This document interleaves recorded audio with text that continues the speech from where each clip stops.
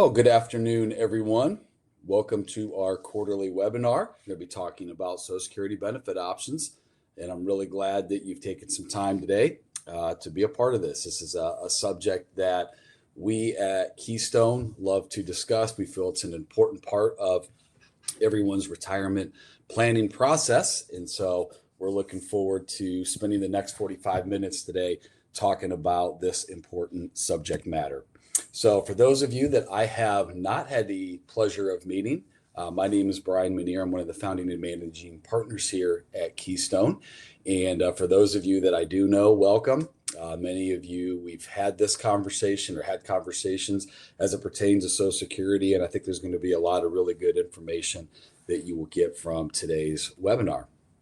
Our free gift to you for taking time today out of your busy schedule is at the end of this, you'll have an opportunity to download a 12-page guide. This is going to have some information regarding how to maximize your Social Security benefits as it pertains to the rules and information for this year. So as you go through this webinar, you'll have that opportunity to download that 12-page guide. And that's something that'll be a great resource for you. And I think you'll be there's good information that you'll be able to utilize and look back and help guide you. So what I always say at the beginning of these type of webinars, specifically with information for Social Security, and it can be very overwhelming, is you're not going to be an expert at the end of this webinar, but you will have a lot more knowledge. You'll be much smarter as it pertains to Social Security at 45 minutes later. You'll have a starting place to know what questions to ask when you start to get into your personal situation. So just know no one's expecting you to be an expert at the end of this, but you will have some good knowledge and you will have a good starting point. So as you start to navigate through it, you'll have an idea of what questions to ask. Now, a lot of times I'll get the question when someone meets with me for the first time is, when should I take my Social Security? What is the best way for me to file for it? And what I always say is Social Security is part of a broader retirement plan. I think it's really vital that when you are doing your Social Security planning and your retirement plan, that you merge those two together. You don't treat them separately. And so one of the things that we do is when we look at how to go about making a recommendation for when and how you should file your Social Security, we do that as a part of a broader retirement plan. And what I'm going to do at the end of this presentation is talk about that methodology of what we use to go about retirement planning, and Social Security is a part of that. So when you look at the broad plan, you can figure out how and when to file for Social Security as a part of the overall retirement process, planning process. And I'm going to talk to you about that methodology or that secret that we use for that planning. Now, part of that planning when we go into Social Security is a part of a holistic plan. We feel here at Keystone that it's really important that we look at everything as a holistic plan. So Social Security would be part of that holistic plan. Looking at healthcare and Medicare, that's part of the holistic plan. We want to look at things like taxes. Obviously, we want to look at what are your investments and your retirement assets? How do those fit into it? What kind of insurance and even estate plan? Now, we don't do all of these, but we do partner with firms or individuals that can help us with this. So for estate planning, for example, we have an attorney that we work with and partner with that can help so that we can create this holistic plan. So Social Security is a very important piece of the overall holistic plan. So what we want to do as we get into this is we want to do a poll.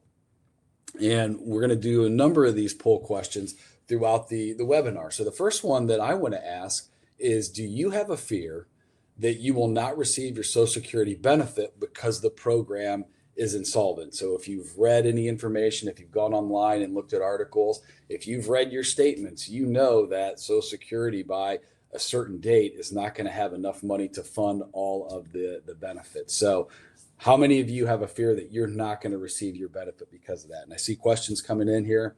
It looks like some of you have got some mixed answers here. So give a few more seconds to finalize this.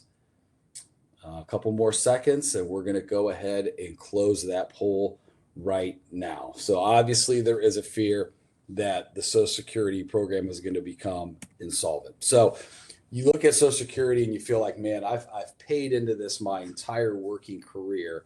It should just be as simple as I get a benefit. Now, my personal opinion is Social Security will be around. I think it is a program that is fixable and it can become solvent. The problem is it's so much can it, it's how.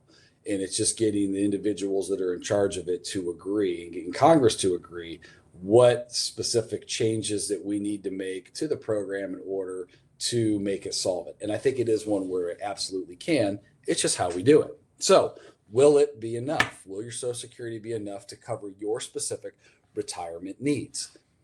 So let me ask this question. We're going to get into the poll question number 2 is what percentage of your overall retirement income will come from Social Security? So for example, let's say that you needed $5,000 a month in retirement to have the type of retirement income that you want to live off of. How much of that, what percentage of that $5,000 a month is going to come from Social Security? So what is the percentage for overall retirements coming from Social Security? We got some answers in. Is it 20%, 40%? Is it 60%? Is it 80%? What do you feel is that? As the answers are coming in, we're going to give a few more seconds. And what I'm going to do is go ahead and close that poll. So the answer is actually 40% for most Americans. Now, this is going to change depending on the level of income that you need. Obviously, for those that are going to have a higher income in retirement, it's going to be lower. And for those that have a lower income, it's going to be higher. But on average, across the United States, what you need in retirement, 40% of that is going to be covered by Social Security. So when you think about that, 2 things. Number one, almost half of your benefit or half of your retirement is going to come from Social Security. So you want to make sure that you maximize that. And then more than half of that is going to come from other sources. That's going to be things like whether it's pensions, 401ks or IRAs or any retirement assets that you have. And again, I said this earlier, but it's important to emphasize you want to make sure that you are merging these things together. You want to plan it together. So Security should be part of the overall retirement plan. It's not something that you want to do in a silo. Now, when Social Security was first developed, it was actually first implemented because of the Great Depression. And it was actually implemented a little bit different than what it was intended and then compared to what it has morphed into today. So it was actually meant for individuals and couples that were poor, and specifically for those that were elderly. And this, again, was a result of the Great Depression in the 30s. So when you think of Social Security, you think this should be just a simple concept. I work, I pay my FICA taxes, I pay into it. When I reach a certain age, I should be able to take that benefit and have no issues. Well, let's compare the Social Security to the Toronto subway. And if you look at the map that you see on the screen, back in 2015, you can see the subway and you think, yeah, pretty simple to navigate around. It's pretty simple to look at the subway system and have a pretty easy understanding of where I'm going to go and where I'm at right now. Well, when you look at the subway system of what it looks like today, you look at that and you kind of get a headache and think, man, that's a lot harder to navigate through it. Social Security is much like that, where over the years, there have been many additions, there have been alterations and just different rules depending on your situation on how to navigate through it. In fact, there was an article on Forbes.com that you can see on the screen. It talks about how complicated it is. It says the rules for claiming Social Security retirement benefits have become so complicated, it's practically impossible for the typical near retiree to navigate the system intelligently. The Social Security handbook has nearly 3,000 rules. Now, what's interesting is depending on how you file, whether that's your own benefit, whether that's a spousal benefit, whether that's a survivor benefit, which we're going to talk about all of those all have different rules. So it's important to understand what those rules are for each of those benefits. So let's start with the basics. Let's start with the Social Security basics. What is it? How does it work? Who's eligible? Where does it start? And how much is it? So let's first talk about what is it? Well, it's a program. It was established in 1935, and it was to provide retirement income for U.S. workers. Again, when it was initially established, it was established for people that were poor and for those that were elderly. How does it work? Well, when you work, you pay your Social Security taxes. Those are called your FICA taxes, which are used to pay the benefits to current recipients. Who is eligible? It's for somebody who has accumulated at least 40 work credits, which is equivalent to about 10 years of working history. So in order to qualify, you have to first look back and say, do you have 40 credits or have I worked 10 years? When does it start? Well, typically it starts between the ages of 62 and 70. There is a specific benefit that allows you to file at age 70. There's also other things like Social Security, disability. But if you're talking about just the Social Security benefit, most people do file at the age of 62 with the option to file anywhere between 62 and 70. And how much is it? Well, the average monthly amount, if you look at across the US, is approximately $1,500. Now, how complex is it? Is it a system where you need to figure out a way to navigate through it? Well, there's multiple claiming strategies that actually involve 81 different age combinations. So understanding what that means, specifically if you're married, what that means for you, what that means for your spouse, when and how you can file can be certainly complex just because of the number of different strategies that are out there.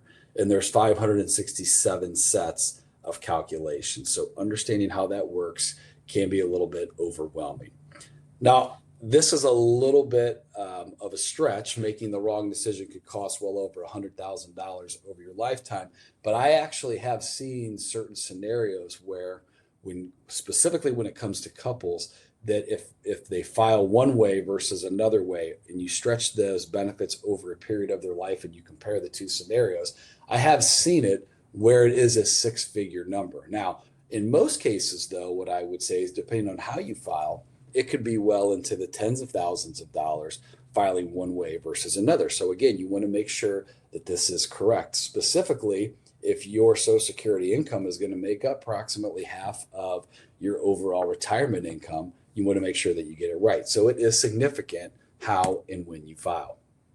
This is really important to understand because there's a lot of articles and even a lot of advisors, specifically in the financial services industry, that will make comments like, you should always file in this manner. So I've heard things like this. You should always file at full retirement age.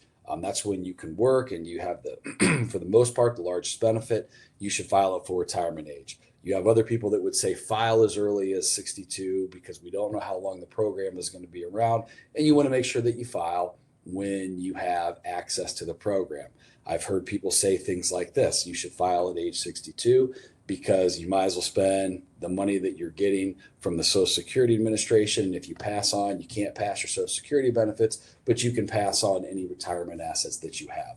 What I would say is in doing this and helping as many of my clients as I have is it's different for everybody. And I have told different people to file as early as 62, and I've recommended other people file as late as 70. So it is different and it is unique to the current situation. Everybody is different. Everybody has life expectancies that are different. Everybody has different needs as far as what they want to earn or make in retirement. People have different assets as far as what they've accumulated. People that are married, spouses that are different ages. So it is really unique and different, and one size does not fit all. And for what may work for your family or your neighbor may not be the most appropriate for you. So understand that it is very specific to you or you and your spouse. So let's talk about maximizing lifetime benefits by looking at the puzzle of determining your benefits, understanding your options, and evaluating the major strategies. So first, let's look at the life expectancy. And this is important to understand because sometimes depending on what you think might be the right expectancy might have a factor in how you file. So when you look at comparing men and women, and from birth right now, men have a life expectancy of 76.1 if you were born today, and a female would have a life expectancy of 81 years of age. If you are 40, women have a life expectancy of 78. Men have a life expectancy of 78, and women would be 82. And then if you're currently 65, what the stats are showing that men would more than likely live to the age of 83. Women are going to live to 85. And if you're currently 80, this is a really interesting statistic. You could see that men possibly are going to live to 88, and women have a life expectancy to 89. What we know with that is in all of these figures, women tend to outlive men. This is an important statistic to understand, specifically as it comes to survivor benefits, which we're going to talk about here in a few minutes, and how that plays into how and when you file. 25% chance that one of you is going to reach the age of 97.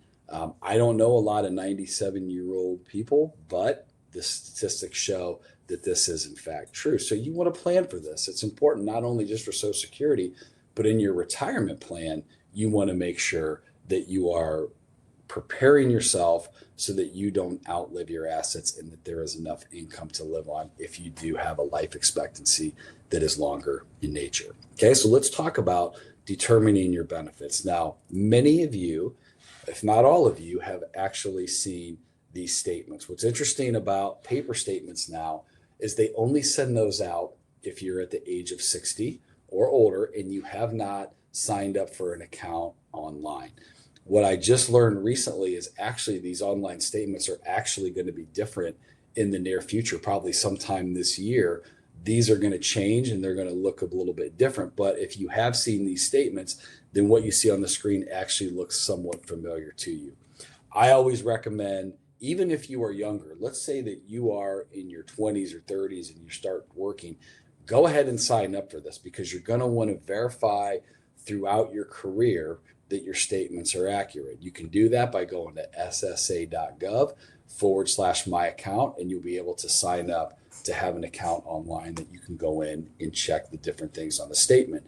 Many of you, when you look at this, your eyes are all automatically pulled to that number on the front, that bold number. In this case, it says 1986. And what that is that is your amount that you will receive at full retirement age.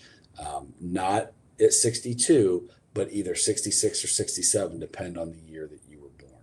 Okay. Now that doesn't include the cost of living adjustment. For those of you that are aware of that, each year, actually each fall, come October, they look at a specific index to try to figure out what the cost of living adjustment is going to be. That is not actually included on the Social Security statement. So when you see that number, more than likely that number is actually going to increase over time because of cost of living adjustments. So when you look at back in 2019, that cost of living adjustment went up 2.8%. For this year, it actually went up 1.3% from where it was last year. And if you look at the last 5 years, the average is 1.6. Now, what they're trying to do now is project what it may be for 2022. And as of right now, it looks like it's going to be pretty high based on some inflationary measures in the way that the economy is working right now. But we'll see come October and what those numbers actually look like. What I can tell you is when you look at the different increments, when you compare a 30-year and a 20-year and a 10-year, the trend line is getting smaller. So shorter time frame, the increments are getting smaller for that cost of living adjustments. And typically what I tell my clients is prepare for a 1%. Count on a 1% cost of living adjustment within your Social Security. And if it's higher than that, then what you can do is have a pleasant surprise. Now, unfortunately, a lot of times what happens with that cost of living adjustment, it's wiped away by the cost of your Medicare Part B premiums. So a lot of times that kind of works out in a wash.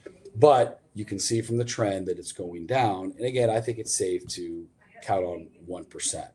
Why I always recommend that you go online and schedule or sign up for an account is you want to start checking your earnings record. So if you've actually looked at your statements and you've looked at these in detail, what you know is on that page, it lists all of the earnings that you've had for each year that you've worked. I was teaching a class one time and a gentleman raised his hand and he said Social Security actually missed a whole year of income. Now, this is really important to verify the accuracy of this, because what Social Security does when they determine your benefit is they look at the top 35 years of your earning history. So if there are mistakes along the way, it's easier to catch them as they happen versus waiting until you're getting ready to file and then taking a look at that record and going, oh man, they missed a year. It's going to be much harder to prove the income that you made. So even if you're younger, if you're 20s, 30s, 40s, I would still say go online, set up an account, and verify the accuracy of this particular page when you look at the statement. As you look at the statement, the column on your left shows the retirement, the disability, what family survivors would receive, some Medicare information. And this is just a way to help you navigate how to read that statement.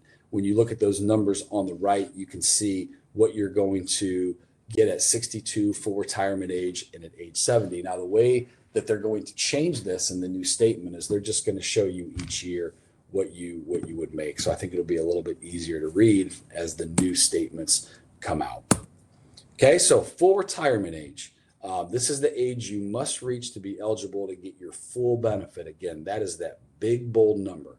Sometimes you'll see what's called PIA, or primary insurance amount. This is synonymous with your full retirement age. And again, depending on the year you were born, it will be 66 or 67.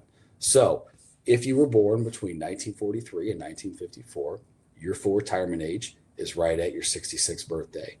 As you start to get later on, if you were born in 1955, add another 2 months to get your full retirement age. And that continues to have 66 and some change, depending on the year that you were born, until you reach 1960. And if you're born in 1960 or later, your full retirement age is going to be 67.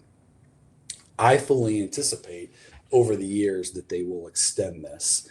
As we talked about before, Social Security will become insolvent. So one of the easiest ways, I think, to actually make it a solvent program is just make the full retirement age later. And I fully anticipate at some point they will increase this. Haven't done it yet, haven't agreed upon anything. So where it currently stands now is what you see in front of you.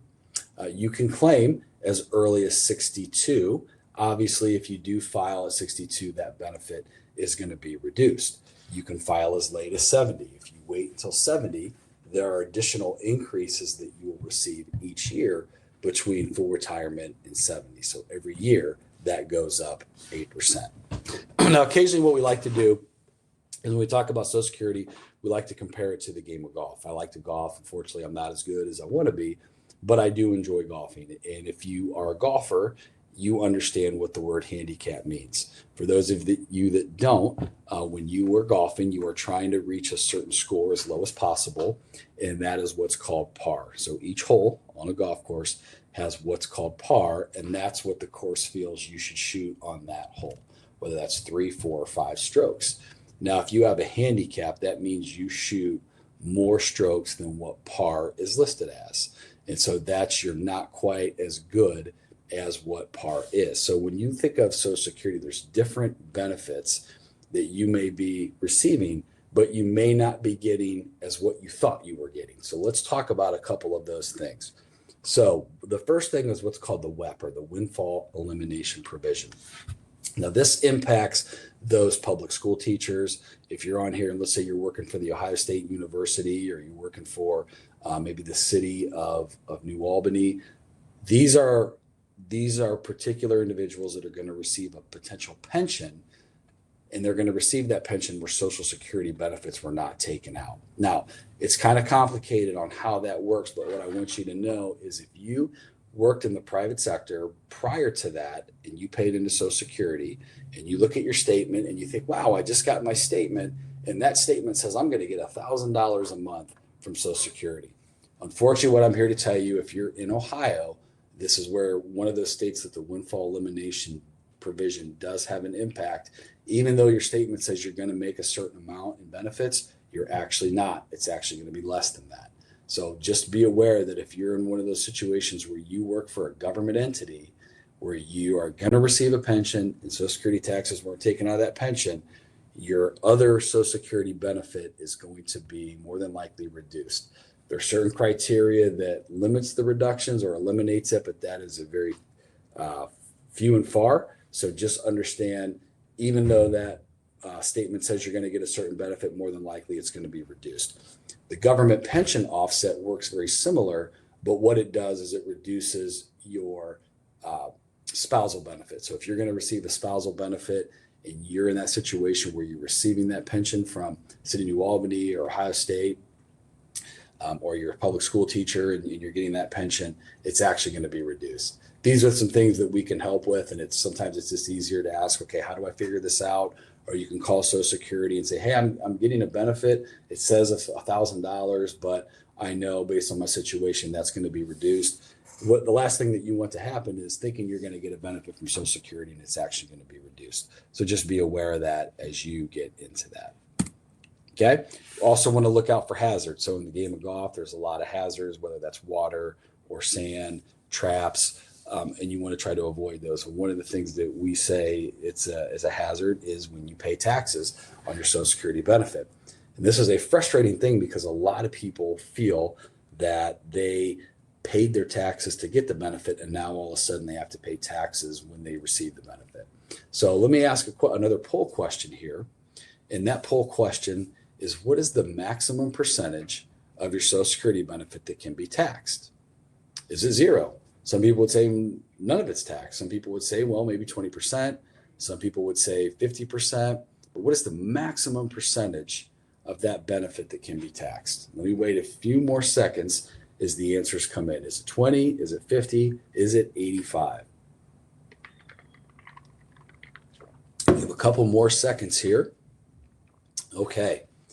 And the answer is actually 85. Now let's talk about what the provisional income is, because this is what determines how much of your benefit is going to be taxed. Well, the provisional income is based on income. So if you're working, this also is considered distributions from IRAs or 401ks or annuities. These are going to be different distributions that you're going to receive, plus any income that you may receive. In addition, if there's any tax exempt interest, so from bonds, and even though that money may be tax exempt, it's included in the provisional income. Also, they're going to look at half of your Social Security benefits. So if you're, let's say you file single and your benefit is $2,000 a month, well, instead of looking at the full $24,000, they're going to start with $12,000. Or if you're married and collectively your benefits are $48,000, that's going to be $24,000 that's included in the provisional income. Now, depending on where that provisional income lands, you can see the chart of how much you may be taxed. So for example, if you are single and your provisional income is between $25,000 and $34,000, 50% of your benefit is going to be taxed at your normal income rate. Most people are going to be over that $34,000. And if you're married, most people are going to be over that $44,000, which means for most people, you are going to pay tax on 85% of your benefit at your normal income rate. And that's where most people are going to land. So one of the things that you want to look at is, are there ways that you can reduce the provisional income tax? And those are some things that we would like to help with, because there's certain things that are not included in that provisional income tax. For example, like Roth IRAs, and for example, things like distributions from cash value life insurance. So there's different ways that you need to have a discussion of, are there ways, and it doesn't always work and it's not always appropriate, but to lower the provisional income. Okay, so let's look at understanding your options. So when you understand your options, you're going to look at things like, when can I start receiving my Social Security benefit? Well, we talked about the different ages, 62 for retirement age and 70, and you can file anywhere, any year in between those. So if you file as early as 62, you're going to get those benefits earlier, but you're going to get the smallest amount possible. And if you do decide to keep working, you are going to have a penalty, or what's called the earnings test, where they're going to withhold some of those benefits. At full retirement age, you're going to wait either 4 or 5 years from 62. So that's a time period where you didn't get a benefit, but you're going to get a higher amount. And there's no penalty for working. So once you hit full retirement age, you can receive the benefit, work as much as you want, earn as much as you want, and there's not going to be any sort of withholding whatsoever. And then to get the highest amount is age 70. Between full retirement and age 70, Social Security is actually going to give you an 8% increase in that benefit each year that you wait. So being in the financial services industry, I know there is nothing out there from a strategy standpoint that I can guarantee anybody 8% without any risk. So this is a way that you can get a higher payment each month by waiting as much as 70. Now, you don't want to wait any longer than that, because there's no advantage to waiting after the age of 70. So what benefits can you claim? So you know when you can claim. What benefits are out there that you can claim? Well, you can claim your own benefit. You can claim a spousal benefit. A spousal benefit works where the easiest way to explain it is you're going to get half of your spouse's benefit. So if you have spouse A, spouse B, let's say spouse A is going to get $2,000 a month. Spouse B is going to get $500 a month, or doesn't get any benefit at all because maybe spouse B didn't work and stayed at home with the family. So spouse B, instead of getting nothing or getting 500, is going to get half of the 2,000. Okay. In order to do that, you have to file at full retirement age. You can file as early as 62 years of age, but in order to do that, you're going to get a reduced amount. You're not going to quite get half, in this example, of that $2,000. There are other ways that you can get spousal benefits that are not very common. So if you have a spouse that filed, and even if you're under 62, if you have a child that is under the age of 16, you could actually file for a spousal benefit. I've known situations where that's actually happened. But for the easiest way to understand it is you're going to get half of your spouse's benefit. And if you make less in Social Security than half of your spouse, you're going to get half. That'll be an increase for you. Okay, now I always tell this people, this is really important. Claiming your spousal benefit before your full retirement age permanently reduces not only your benefit, but any other benefits that you would be entitled to later on. Really important to know. And the thing to know about spousal benefit is that you can't file for a spousal benefit until the primary earner has already filed. So for example, if you look at the $2,000 example, the person can't get half of that $2,000 until the person who's going to earn $2,000 files for that benefit. So that's how that works. You also have what's called a divorce spouse benefit. And I've been able to help some individuals navigate this that were married for at least 10 years and now they were divorced, and understanding they could collect that divorce benefit. So the way that works is you have to be at least 62 years of age. You have to be married for at least 10 years. That's a very critical piece because I've actually met people that were married 8 or 9 years and unfortunately they weren't able to then file for that divorce benefit. And it was a benefit that was actually going to be able to help them. So if you're in a marriage and you're struggling and you're close to that 10 years, try to make it work for a couple of years so that you can file for that divorce benefit when the time comes. You can't remarry. That's a really important part of this, as if you have a divorce benefit and you do decide to remarry, you actually lose that benefit. And the one different, everything is the same as it pertains to a spousal benefit, meaning you can get half of the primary earner's benefit. The one difference is you don't have to wait for the primary earner to file. So if you're a divorcee and your ex-spouse hasn't filed, you can go ahead and file for that divorce benefit. And then you have what's called a survivor benefit. And this is a benefit where I would say is often the most overlooked benefit. Unfortunately, a lot of even advisors within our industry don't talk about it. And I think it's a really important benefit because the couples that I don't know anybody who both spouses passed away at the same time unless they were involved in some sort of tragic car accident or something like that. And the reason why this is so important is you want to make sure that you're planning for the last person standing. It sounds kind of crude, but you want to make sure that the planning is done appropriately, because what happens is when one spouse passes, you now go from 2 benefits to 1 benefit. So you want to make sure that you understand how survivor benefits work. And sometimes I've actually helped people navigate how to file based on survivor benefits. If you remember, we just did a few slides ago, we talked about the longevity of how long men and women live. And traditionally, women are going to outlive their male spouses. So we want to make sure that you get this right. So some of the rules that apply, you can actually file this as early as 60 versus 62. It's the only time you can file for a regular Social Security benefit prior to 62. You have to be married for at least 9 months, or you can actually file for what's called a divorce survivor benefit, but that 10-year rule applies. So you had to be married 10 years before this is something that's allowable. Okay, and you can't remarry before the age of 60. So if your spouse passes away and you're going to be collecting a survivor benefit, in order to continue to receive that survivor benefit, you're not allowed to remarry before the age of 60. So again, just a lot of different rules depending on the type of benefit that you decide to claim.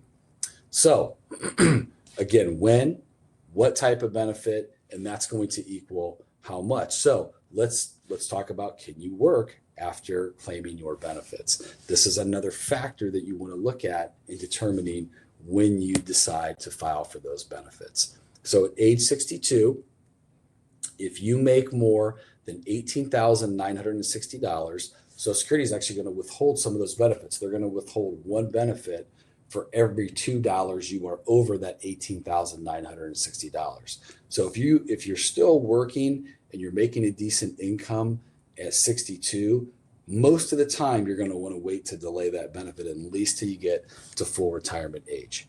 If you are at the year in which you turn full retirement, so for example, let's say you are going to hit your full retirement age per Social Security in July. Well, what this is saying is you can make $50,520 between January 1 and the full retirement age in July, and you can make upwards of that amount without any withholding of the benefit. Now, if you go over that, they're going to withhold $1 for every 3 that you're over that $50,000 number. But once you hit full retirement age, there's no limit. You can make as much as you want, and there's not going to be any withholding of that benefit. So again, this is a very important determination factor of when to file for your benefit, is whether or not you plan on working once you hit the age of 62. And then there's that question of when should I draw down my other assets? So these are going to look at things like whether you have annuities or whether you have different IRAs or Roth IRAs or 401ks. Do you get a pension? What do those things look like? We want to look at things like, what is the risk involved with those? Do any of these provide guaranteed income? So we want to look at all of these different things, and we want to navigate that with your current Social Security benefits. So let's say you have these two horses, and one of these horses represents your assets, all the assets that you've collected over time, and the other horse represents your Social Security benefit. And you get to an age where you no longer want to work, and you say, okay, I need some income from somewhere. Should I file for Social Security, or should I start taking my personal assets? And there's different arguments for both. So some people would say, well, I heard that 8% rule that I get between full retirement age and 70. That's pretty compelling to wait. And you have other people that would say, well, why would I do that when I can't pass on my Social Security benefit, but I can pass on my assets? Which one of these horses should I ride first? And the answer that I always say really gets people frustrated, but it's the truth, is it depends on your situation. It depends on all of those things that we talked about. What is your age? What is your life expectancy? Do you have good health? How much assets do you have saved? What kind of income do you need in retirement? Are you going to continue to work? All of those factors are going to matter as it pertains to when and how you file. So the answer to that question of which horse do you ride first, it really does depend on your current situation, which is why we would say this is why you want to talk to us. These are things that we can help you navigate through so that you can make a right decision for this. And then you have evaluating the major strategies. This is the last piece of that puzzle. And so what if you're on this call and you say, man, I filed for my Social Security, and looking back, I'm going to work, or I shouldn't have filed. Is there anything that I can do? Well, there is a do-over, and the do-over works within the 12 months or within a year of when you filed that initial claim. So if you're within that 1 year period, you can actually file this request of withdrawal application. Now, unfortunately, what you have to do is any benefits that you received, you have to pay those back. So if you're in the 10th month and you receive 10 months of benefits, you fill out this form, but you have to pay back all 10 benefits, and it's like the benefit never happened. Okay? What if you are past that year? Is there anything that you can do? Well, there's what's called a stop, start, and restart strategy. And what that means is once you hit full retirement age, you can stop your benefits from receiving those, and then you can get those 8% increases from where you left off, wherever you're at once you stop those benefits. And then you can file later on. You can wait until 70 and get those 8% increases. Now, some people would say, why would you ever want to do that? Well, one reason is if you're on disability. If you're on disability at full retirement age, what happens is it just converts to normal Social Security, and you can then get that 8% increase every year. But for other people that are on disability, what if you are one of those lucky people that for whatever reason hit the lottery and you don't need that benefit now and you want that benefit to increase later on? Some people receive inheritances for the same reason. Other people may just they start working again and they don't need that, and they want to increase the amount of benefits that they're going to get at a later time.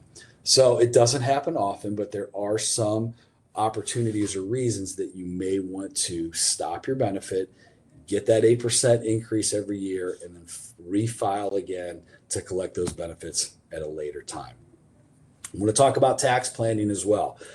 If you're on this webinar and maybe you're not working directly with us here at Keystone and you're working with another advisor and you're taking Social Security, you're about ready to take Social Security, and your advisor hasn't started talking to you about things like Roth conversions or things like how do you take your IRAs, and if you don't need those, have proper legacy planning?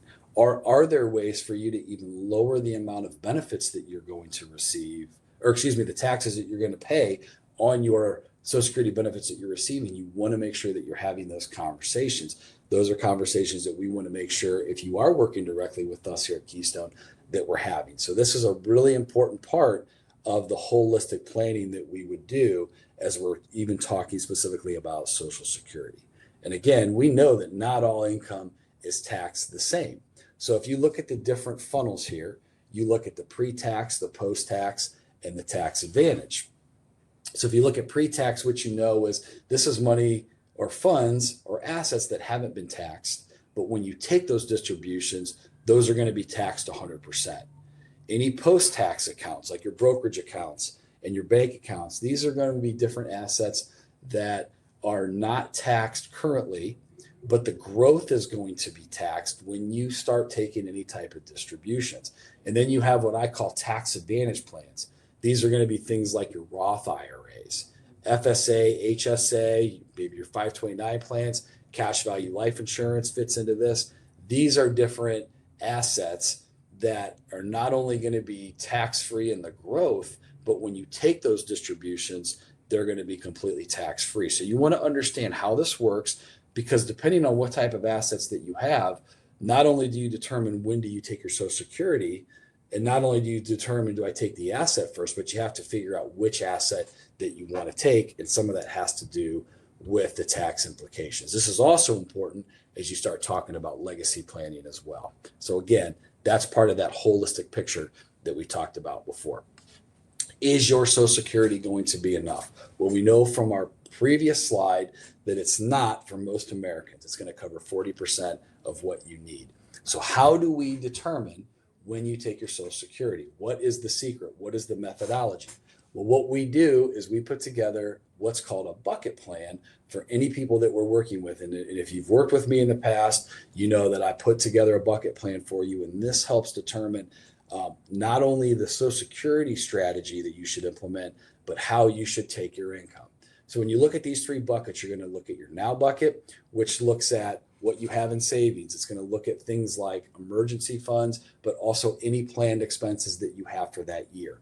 There's not going to be any earnings. If it's in cash, you know the banks aren't paying anything, but you want to have an appropriate amount of money set in that bucket.